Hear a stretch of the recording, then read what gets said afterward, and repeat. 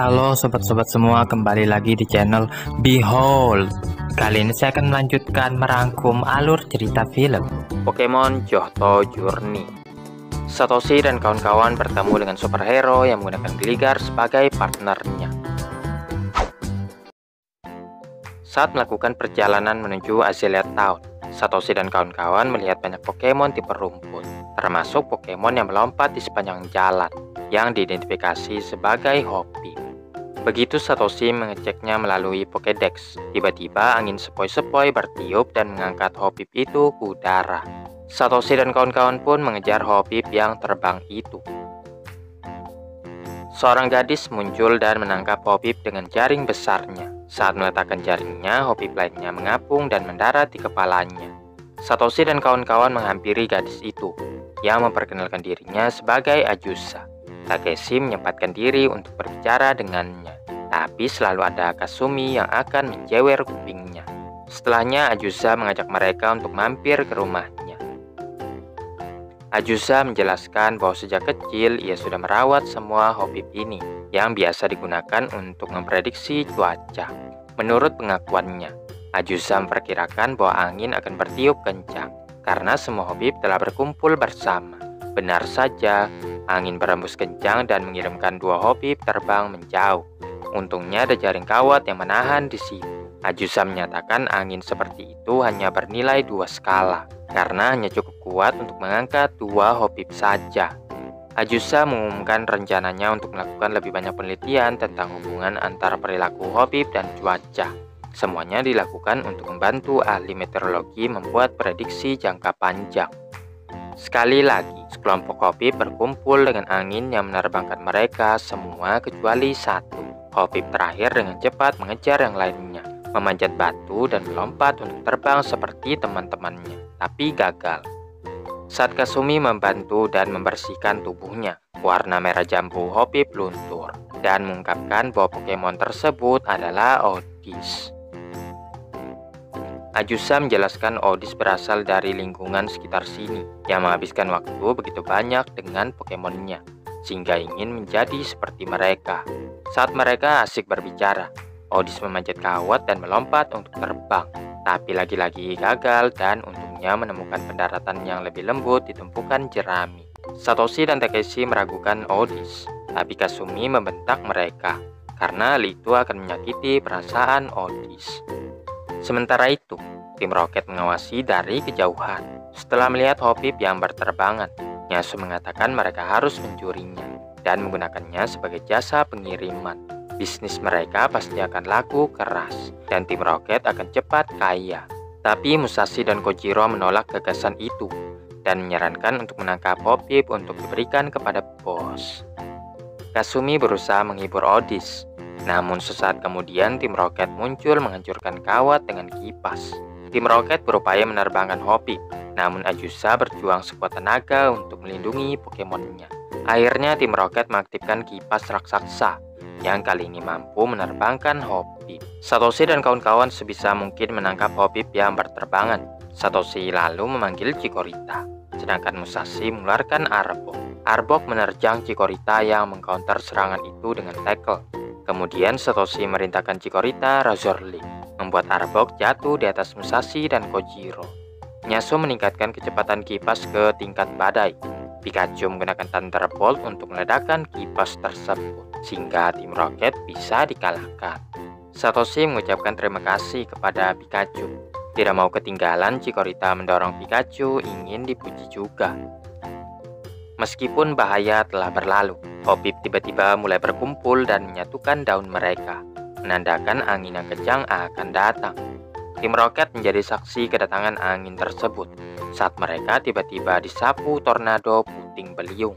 Satoshi dan kawan-kawan berlindung di rumah Ajusa dengan memasang paku di setiap bagian jendelanya. Saat tornado menyerang, mereka tidak bisa berbuat apa-apa. Terlebih lagi, tornado itu menyapu bersih atap dan membawa Hoppip serta Oddish ke tempat yang jauh. Setelah badai berlalu, Satoshi dan kawan-kawan menawarkan untuk membantu Ajusa menemukan Pokemon-Pokemonnya. Baru berjalan beberapa langkah, mereka menemukan Oddish yang sedikit babak belur, tapi untungnya tidak terluka.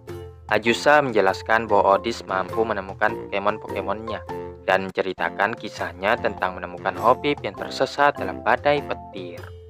Mereka mengikuti Odis melalui hutan dan menemukan Hoppip pertama yang tersangkut di pohon. Takeshi memanjat pohon untuk menyelamatkan Hoppip, mengambil kesempatan untuk mengesankan Ajusa. Kemudian Odis membawa mereka ke tepi sungai, di mana mereka melihat Hoppip kedua tersangkut di dahan. Takeshi sekali lagi menjadi sukarelawan untuk menyelamatkan Pokemon yang malang itu. Odis lalu melihat Hoppip ketiga melayang tertiup angin di depan.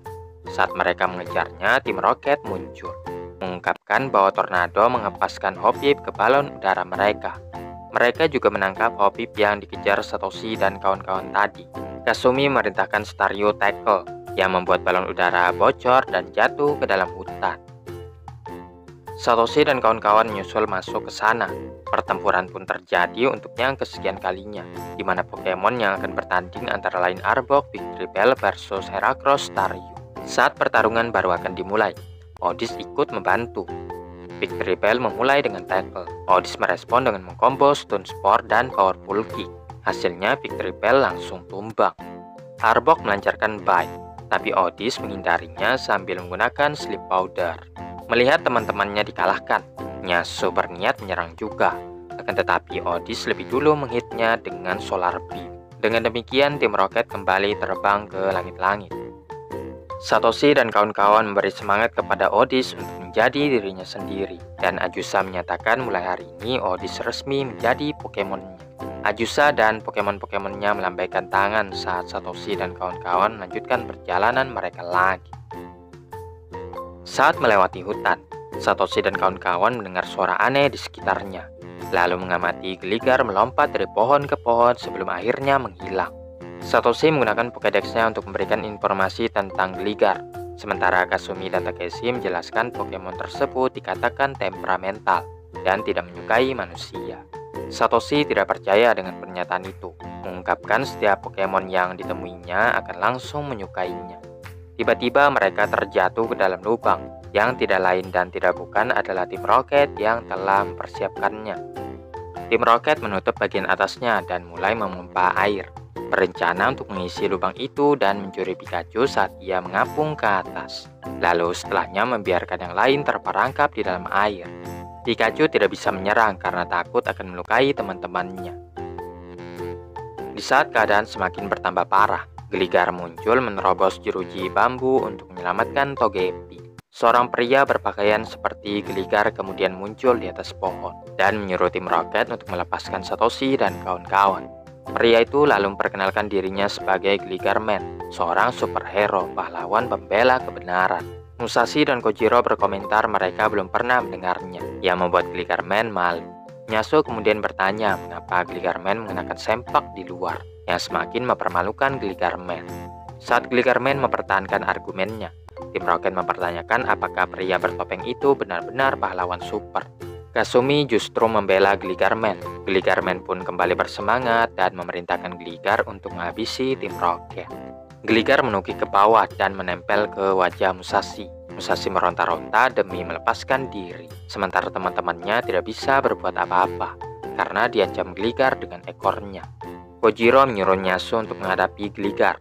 Sebelum Nyasu mengenainya, Gligar menghindar dan menyebabkan Musashi yang terkena cakarannya. Musashi yang marah lalu membalas dengan cara yang sama. Dengan demikian, Gligar pun berhasil menakut-nakuti tim Rocket. Gligar Man mengumumkan kemenangannya atas kejahatan dan melompat turun dari pohon, tapi mendarat dengan menyedihkan. Gligar Man lalu mengembalikan Togepi dan melompat ke sepeda motor yang tersembunyi di semak-semak. Gligar Man menyampaikan jika ada penjahat yang mengganggu lagi, mereka hanya perlu meniup peluit yang diberikannya. Setelah itu, Gligar Man pun pergi. Seorang gadis menanyakan apakah mereka melihat Gligar Man di sekitar sini. Mereka mengatakan baru saja diselamatkan superhero tersebut. Gadis itu lega dan memperkenalkan dirinya sebagai Yuka. Satoshi balik bertanya mengapa Yuka begitu tertarik dengan Gligar Man. Mendorong Satoshi semakin penasaran, jangan-jangan Yuka tahu siapakah Gligar Man tersebut. Yuka buru-buru pergi, mengatakan bahwa mungkin sudah terlalu banyak bicara. Satoshi menyadari Yuka menyembunyikan sesuatu. Singkat cerita, mereka tiba di kota.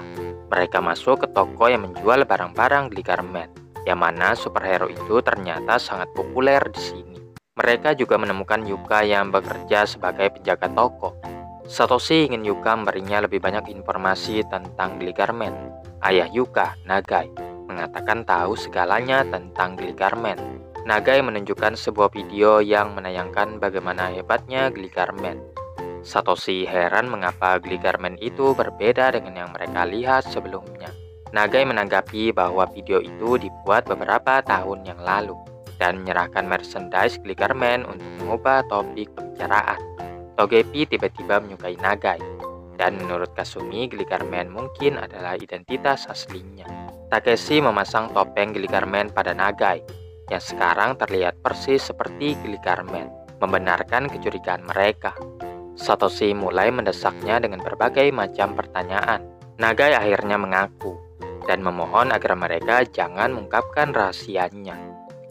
Sementara tim Rocket mendengar seluruh percakapan dan menyusun rencana untuk membuka kedok Nagai.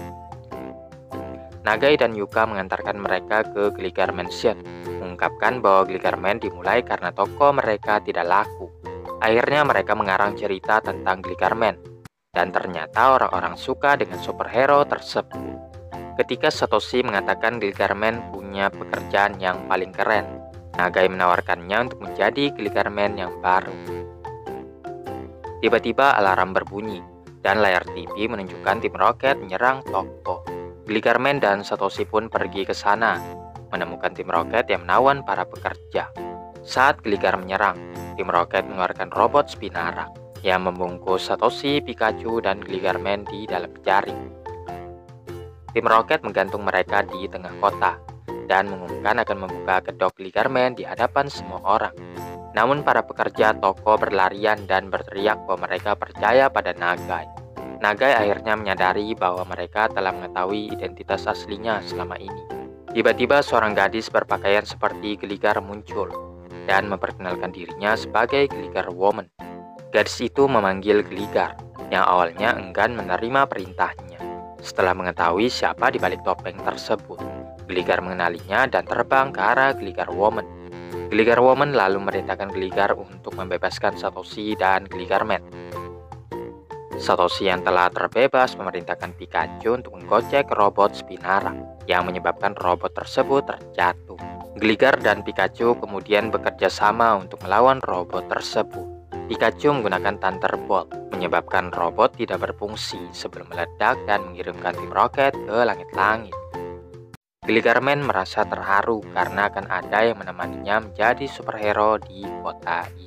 Para penduduk pun merayakan kemenangan, tapi Takeshi masih tidak menyadari fakta bahwa Gligar Woman adalah Yuka. Setelah semuanya selesai, Nagai dan Yuka mengucapkan selamat tinggal kepada Satoshi dan kawan-kawan, sambil bertengkar kecil tentang siapa yang akan menjadi pemilik Gligar. Dan Takeshi akhirnya menyadari Gligar Woman adalah Yuka. Satoshi dan kawan-kawan pun berangkat menuju kota berikutnya.